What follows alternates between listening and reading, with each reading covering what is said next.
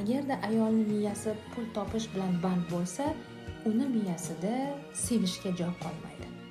Chunki uni miyasi hisob-kitoblar, mana shu ishni to'g'ri qilish yoki xato qilmaslikka ko'proq qismi egallangan bo'ladi va u yerda sevgiga joy qolmaydi. Ehtirosga-ku gap bo'lishi mumkin emas.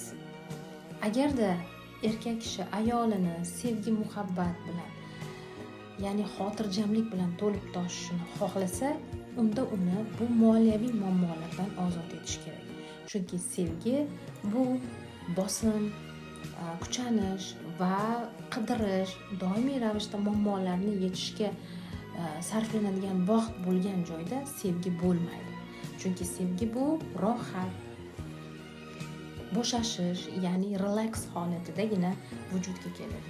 Shuning uchun ham ayollar, siz ehtirosli bo'lishni xohlasangiz, demak ozgina tanani bo'sh qo'yishni xohlasangiz, butun tanangizni bo'shashib, vujudingizni erkakka topshirishni istab, ehtirosli ayol bo'lishni istasangiz, oz bo'lsa-da miyadagi tarangliklarni qo'yib yuborishingiz kerak bo'ladi. Demak, erkak va ayollar buni o'zlaringiz yaxshi tushunib oldingiz. Demak, erkak ayolingizdan shunaqa bo'lishini istasangiz, unga sharoit yaratib bering. Ayolning atrofida g'amxo'rlik bo'lganda ayol guldek yashnab ko'karadi.